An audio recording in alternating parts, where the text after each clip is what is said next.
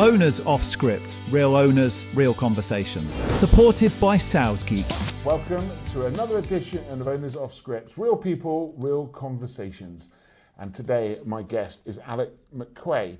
He is one of the key figures behind JEB Supplies in Cornwall, a well-established specialist in architectural ironmongery, which for some people may not know what that is, and security hardware. Based in Redruth, JEB Supplies has built a strong reputation for providing high-quality door and security hardware and window hardware, plus fire door solutions, both to trade and to retail customers.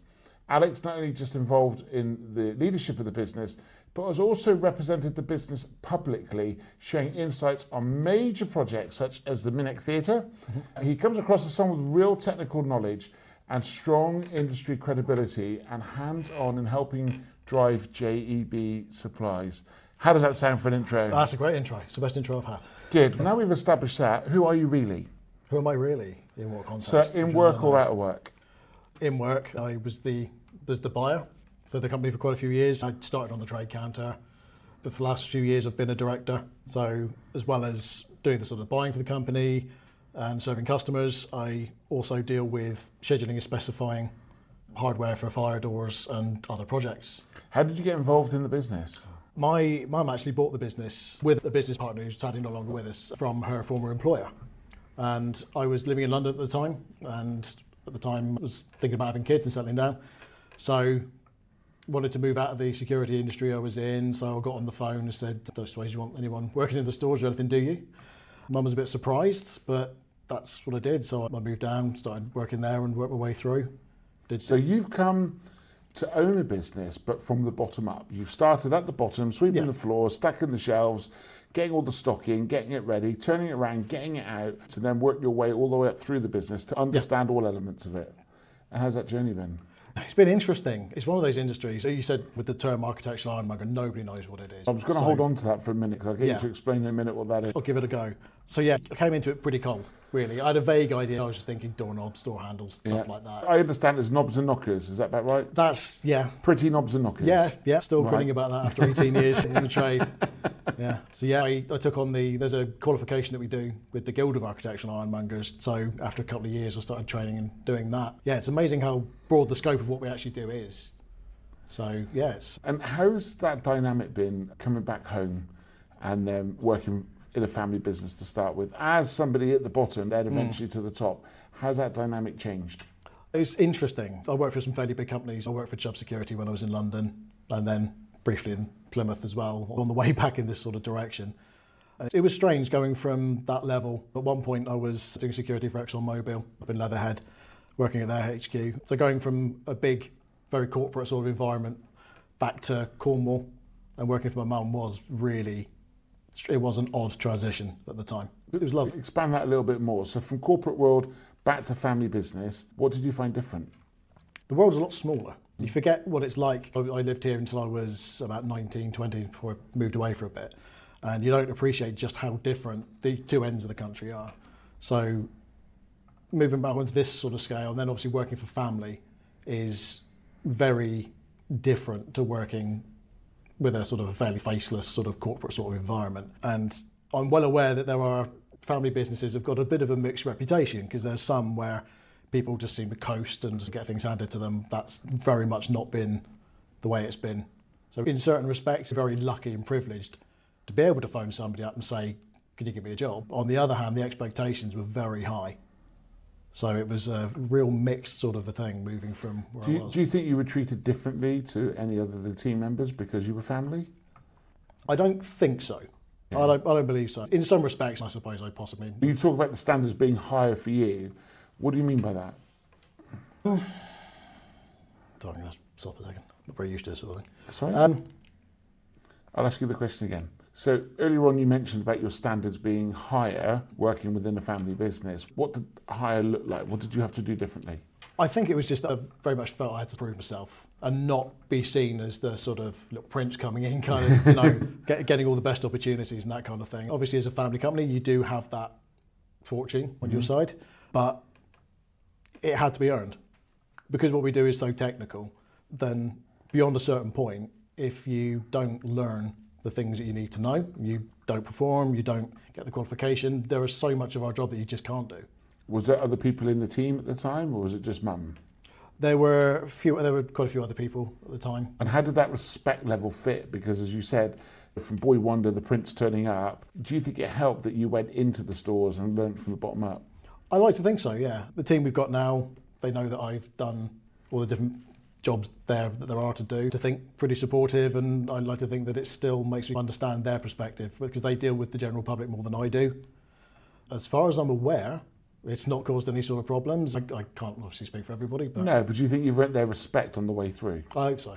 I think so. They don't seem to have any issue coming to me if they've got any issues. And what does that matter to you, though, in terms of having their respect? How does that matter to you? It's really important. We are a small company, and our employees most of them have got children of their own, families and everything. And we'd rather work with people.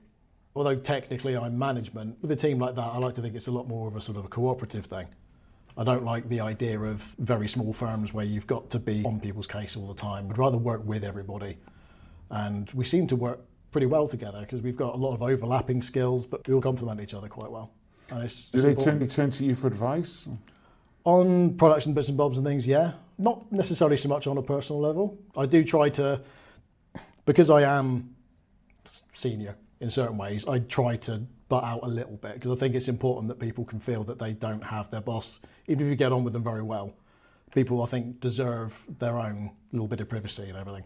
So I don't tend to ask too much if I can avoid it. But when people have had issues, or if someone's, say, child's been ill, we've more or less said, look, if you need a day off tomorrow, come talk to me. If you get a phone call saying that your child's sick and he's picking up from school, tell me on the way out the door. We'd much rather be that kind of a company. And because we're small, we can be. Do you operate any form of values within your business? We've tried to be... I think like most family companies, we've always tried to communicate well with each other and that sort of thing. But on a formal level, not so much. I think we're moving in that direction a little bit more now because the nature of the way that businesses work has changed quite a lot. So that is among our sort of things that we're moving towards. We've never formally written them down. We just tried to be collaborative and as relaxed as you Which is a good value, right? Collaboration is a great value. I think so. Working with each other, but also working with internal and external customers. Yeah. Internal being your staff, external being your customers. How does your relationship then changed, or has it changed, coming in alongside Mum now at the higher level? Because I can imagine when you first came in, there was your list of jobs to do, and now you're trying to guide the ship as one of the owners. How's that dynamic changed?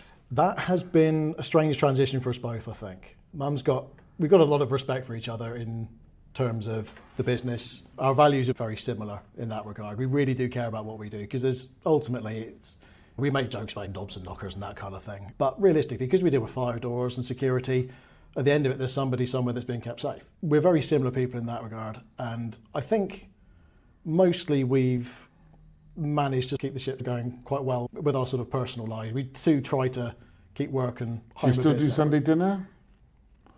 I do, sometimes. Over at Mother's?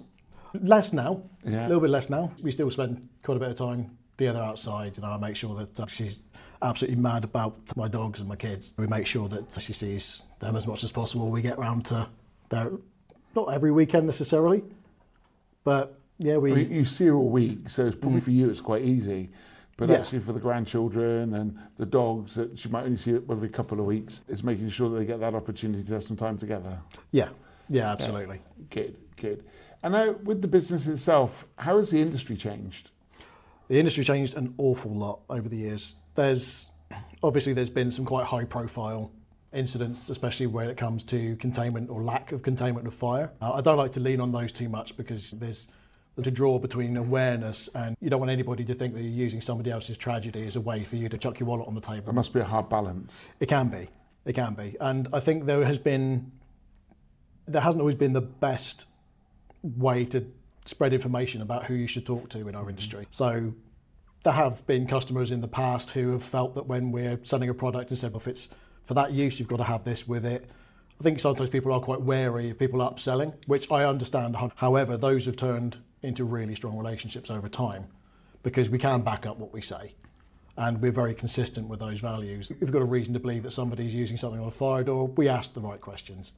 So it's very important to us that we do that kind of thing. I think in essence, you could be playing with people's lives if you get it wrong. Absolutely. How does that responsibility sit with you? In a way, you try not to think about it in a way, because I think you'd scare yourself a little bit.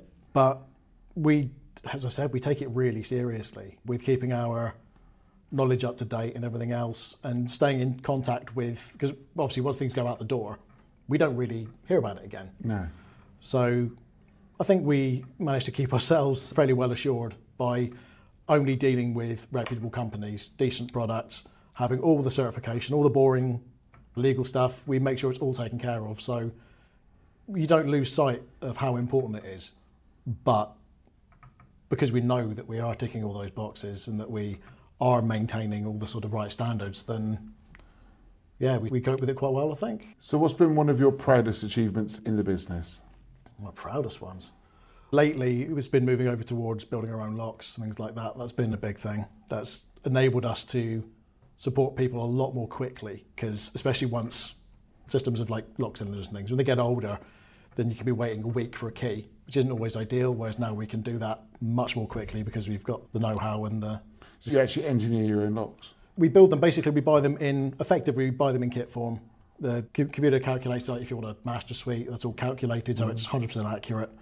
And then we build it on site, and we've got a very high-tech machine that uses, it's literally a laser-guided cutting machine that makes sure that the keys and everything are perfect. So we can provide a very high standard of service very quickly. The business has had some challenges over the last few months, hasn't it? It has, yeah. Talk us through some of them at the minute. Effectively, towards last week of September, I'd actually been away on holiday, came back for a day, and the day after, a water pipe in the neighbouring part of the premises that we're in had burst. So we came into, it was part of the ceiling in the ladies' loo had come down. The warehouse was under 2 to 3 inches of water. Our computer server was wet. Oh no. And yeah, it destroyed quite a lot of stock. And actually you go through and see what's actually damaged, but a lot of the stuff that we deal with, like fire protection, things like intumescent products as they're called, they have to be stored in a dry environment.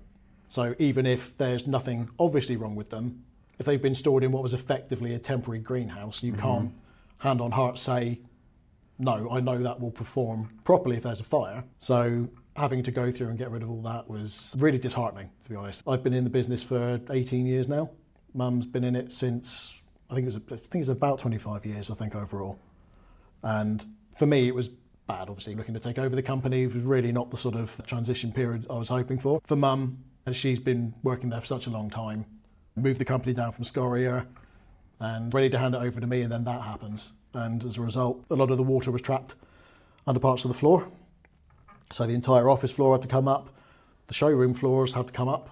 Wow. And part of the warehouse floor, the rest will once we're actually able to be moved somewhere temporary. But because the screen and everything that was underneath it came up as well, we can't have customers walking around our lovely big airy showroom. At best, we've basically got a space inside the door blocked off with 2 book cabinets and a desk. So we can serve our regular customers and the members of the public that still come in. And most have been really great. The public and our customers have been really supportive, which has been fantastic. However, if you're buying something that you're going to be using on your house for the next 20, 30 years, and you come to a showroom to have a good look at it and that sort of thing, it's great that our guys can toddle over with a show board or a sample to show you, but it's not the same. How's that impacted you and your mental health going through this? It sucked. Yeah. Honestly, it's been rough. It's been dragging on now we're now over 6 months, still waiting for certain things to be done so that we can move somewhere else. And we're okay, we're still going, we've got great customers that support us, but obviously anything that hits the finances has you worrying. Because it's not just your own family, you've got all your bills, You've got your employees. you've got your reputation. All these different things that take such a long time to build up. That, yeah, it's been... Well, 25 years of Mum trading and Yeah. 18 years of you being there, hopefully that reputation you've built will see you through. What have you done to cope with it then? Because obviously there have been tough times. What's been your coping mechanisms? On a professional level, I've tried to do my best to keep supporting the customers that we've got as well as possible. I've started branching out into networking and looking to improve other bits, because I figured that you'll go mad if you sit there just waiting, drive you to distraction. So on that level, I've been taking on any sort of course in management and business, market, anything I can get my hands on to learn, so that I can effectively treat this almost as if I'm restarting or starting something new. I've been doing that, and on a personal level, I bury myself in books and the gym and other things. I mean, I'm pretty much, unless I'm talking to somebody, I've got my headphones in my pocket now, I've always got music on, that kind of thing. So I'm always Music's good therapy, isn't it? the best. Yeah, possibly good books and good movies are up there as well, but music is my constant. What do you listen to? I grew up on a really mixed bag. My parents are both into standard like rock and roll sort of stuff. I got a lot more into sort of pop punk when I was a teenager. Still hugely. I'm actually off to see in June. I'm off to see The Offspring. Yeah. Who else is it? Pennywise. Oh, I can't remember the name of the band now. That's really embarrassing now. I don't normally talk about this. I wasn't expecting to talk about this. But yeah, we're going to Dropkick Murphys. Of course, it's Dropkick Murphys. I've been wanting to see them for ages. It's embarrassing that I forgot their name. But that, I'm into metal, I'm into dance music, I'm into some really weird things. You remember when Gregorian chants were a big thing? Okay. It's like almost like a Nordic version of that, but set to like heavy drum beats and bits. That's certainly something a little bit special. I will give just about anything a go. I've been listening to, is it Angine de Poitrine recently as well? I wouldn't even know what that. Look, I've DJed for 25 years. They're a strange new, they're a French-Canadian duo that have microtonal guitars. So they've got extra frets built into the lead, or the guitarist / bassist does everything through loops and pedals, and has one of those, it's a guitar and a bass, but with all of the loads of extra frets and things added. Wow. Weird time signature. It's very strange, but it's new, it's different. I think they became pretty big quite quickly because people are using AI to produce music now. I use the word produce. No, I know there's producers in the room who probably would like me to be careful with that one, because that could be quite formulaic.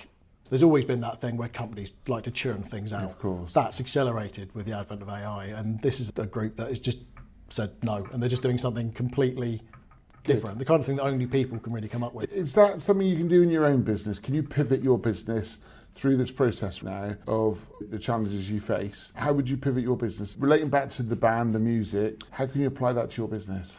I think the thing is people, realistically. I think that's the thing that there's an awful lot of push to automate things, to go for it. You're on LinkedIn. Yeah. You know what it's like. As soon as you click one thing, you're bombarded with all this stuff, all these different apps and programs and they're great for certain things. Having computers is wonderful. I'm not going to go back to pen and paper anytime soon. But on the other hand, we do so much online, and it really takes the sort of personality out of it. And on one hand, the advice you get online, you have no idea really how good the source is. And when you see things on the internet, we've all bought things and they've turned up and it's not what you thought it was. It's not as good, doesn't look like you thought it was going to. So we're looking to keep, in a way, kind of keep it old school in a lot of ways. We're pivoting in certain ways, like I said, with the better key machines, things like that. Advancing in good ways, but at the same time, we want people to come in. We're going to be doing more on the internet because you have to. If you go back to the late 90s, early noughts, when the internet became a thing, take a look at Blockbuster. Oh, yeah, a great example. It's now been taken over, and actually Netflix is the born out of Blockbuster. Absolutely. They didn't keep up. On the high streets, you had Woolworths. You went in and picked up your music, and you picked up your pick and mix. Yeah. Also, probably a washing basket whilst you're there for some strange reason. And then you go now, it's on Amazon. It's delivered to you the next day. Oh, yeah. People want stuff immediately. How do you combat that in your business, of people wanting stuff sooner? Is that why you've got the new machines and you're able to make your locks? Yeah, with certain things, yeah. We always keep a core range of products, popular lines and things like that, especially when it comes to things like locks, because people are generally a lot more interested in what they do rather than how they look. How interesting can a lock be, though? Let's be honest. It goes across, it stops you going in and out. That's how I see it. It depends. I'm not a big gizmos person. There are an awful lot of different ways that you can lock and unlock a door. There's lots of automation. Okay. To most people, it's probably not very interesting. Look, I'm old school. I'm thinking you stick a key and you twist it. But of course, there's punch locks. I suppose you can use your mobile phone now on a lock. You can. And the thing is as well, you use keys, use handles and things, you don't necessarily have any issues with dexterity. No. But as soon as you have somebody in your family who does, all of a sudden, the different options that you can have. Sometimes people will come in and just say, look, I want a lock, but I want to see what the keys look like. So sometimes it might just be, I want a key that's big because I can find it in my pocket, or they might want a turn on the inside, which generally most insurers say you should have now anyway. Yeah. But it might be a standard one, it's fine for you, but if you've got an elderly relative, somebody whose eyesight might not be particularly good, or a child, the extra leverage and things that you can get by having a larger turn, right up to, as you say, apps and things like that. There's mechatronic cylinders, you can go as complicated and expensive as you like with things like that. Okay. And there's so many different security standards and things that are applicable that on one hand, it's just a case of, we always say that security is balancing convenience and security. Because obviously the most secure thing would be the least inconvenient, and the other way around. So, question, have you ever been broken into because your lock didn't work? But this is a good reason for people to come and use you and protect their homes, etc.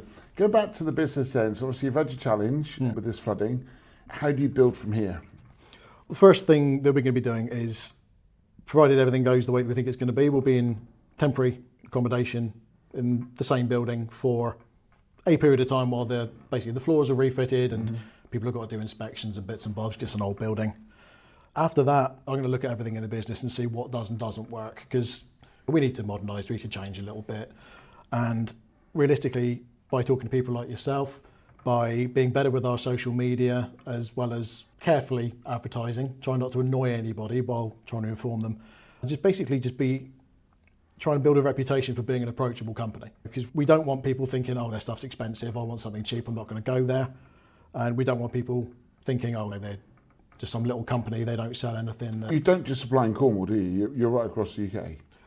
Most of our trade is here, but we will supply anywhere. We have actually supplied to Cornish expats there's a guy who used to phone us via satellite phone from Australia. Wow. Wanted British hardware, used to live in Cornwall, and we've had things air freighted out, palletized, all sorts. We love to be able to say yes to people. We don't want anyone to feel that they aren't supported or that we're not interested. Because a lot of companies, there are some times that people will go in, and if you can't say exactly what you want or effectively read a model number and they've not got it on the shelf, it's, sorry mate, it's not in the range, which is the way a lot of companies operate. Not on Amazon though, is it? Because you go to Amazon and find anything, and you're trying to compete with that. You can. How do you find internet trading? We found it quite tough. Certainly around the competition side of it. The competition has been huge. There's a couple of very big concerns that have got a lot more money than I've got, who can deliver an awful lot of things. How do you overcome that? Because I think that's the question. In Cornwall, there's lots of small businesses, and there's lots of big fish out there. So how does a small business like yours combat and take out or compete with the big fishes? Is it a David and Goliath situation? In some ways. We're never going to have their marketing budget, but at the same time, we want people to be... Yeah, but you've got you. Exactly. Right? So you've got someone who's personable, somebody who wants to support. The answer is yes, we'll work it out afterwards. Yeah. Work incredibly hard to deliver and find solutions to get stuff quicker. That's what I'm hearing through this conversation. You're not the guy that says no and you'll have to wait. It feels like you're very progressive in supporting people. That's absolutely our bent, completely.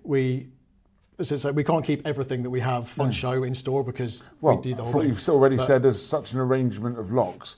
There's not a possibility to keep everything. That and things like door handles, there are so many that we want to be that approachable company. So on a local level, we want people to be able to come into us or people to send their clients in so they can try things out. And there's real value in being able to talk to somebody. And our guys on the counter, we've got Paul and Jason. Jason's not been there as long. He's doing fantastically though. But we deal a lot with some of the local housing companies and individuals. We'll talk to anybody. And sometimes they'll have a lot of small locks are relatively similar. It'll be a case of finding one that fits. But if you've got like a UPVC door, those locks can be very complicated. There are so many measurements involved that if we can't identify it, then we want people to be able to come in, as they do, and put them on the counter and we'll help you work it out. We can't always get you the exact same one because they're not always available, especially if they're older. But there's almost always either a universal alternative that can be supplied, or we'll find you something that will work, or find the right one. Cool. We'd rather be your sort of, we want to be the people that you can come to and chat to. If you've got a friend who always knows a bloke. I've got one of them. Yeah, everyone needs one. His name's Pete Bailey, he knows everybody. Yeah, he knows everybody. Yeah. He's more connected than BT, that man. Yeah. Moving forward then, I'm going to ask a couple of quick fire questions. Who is your business idol? Who inspires you in business? Inspires me. I think probably one of the people that I find most inspiring is Rory Sutherland. Okay, and who's that? He's a marketing guru. I can't remember the name of the company. His stuff started popping up on my Facebook a while ago, and a lot of it was, he's a very quick-witted man, but his whole thing is about finding what's unique about your company and finding creative solutions to things. It's really like learning to think on your feet and pushing your business that way. He's a very entertaining speaker. So I mean, if you ever get the opportunity to watch one of his talks or listen to an interview, Rory Sutherland is great. And who inspires you outside of the business? Outside the business? Ooh. There's a few people on a sort of a values level, say the Ken Casey, the lead singer of Dropkick Murphys, just because he's a great guy. Very decent sort of personal values, that kind of thing. Sounds cheesy, but one of the reasons I did want to work with Mum was, I know this is the cheesiest thing in the world to say, that you look up to You your can mum, say it. But the thing is, Mum, before construction, it's changing, but it's still always been a male-dominated industry. That is changing, and Mum, as well as being a member of her guild, she's actually a fellow of the guild. Wow. Which I think she's never quite sure if it's because of the respect or because she's kicked up so much fuss over the years about things. Probably a mixture of the two. But prior to that, she worked in a foundry, so made metal castings and things like that. She knows how to weld, all these sort of skills that What a woman. Yeah, I'm not surprised. It's easy to say. If someone was to ask me, I'd say, oh, my dad. Because actually these are role models in your life that you're aspiring, and your skills come from theirs. There's no surprise that my dad worked in sales, I've worked in sales, your mum's worked with the metal industry, you're in there. Yeah, she's an engineer by education and trade, that's what she did. Because they've inspired us to be who we are today. Yeah. Alec, has been absolutely brilliant talking to you and seeing a different side to exactly what it is to be an architectural ironmonger. It's more than knobs and knockers. Oh yeah. We need to understand that. Yeah. However, I do think it's quite a point to giggle on and finish on that Oh note. yeah, between that and the four candles joke, it's kept us going for years. Thank you so much for coming in. Thank you, Richard. Really appreciate it. Another great edition of Owners Off Script. If you want to get involved with this, please get in touch. All the details are in the chat. Also, check out our website as well. Thank you so much, and look forward to seeing you again soon. Owners Off Script. Real owners, real conversations. Supported by SoundGeek.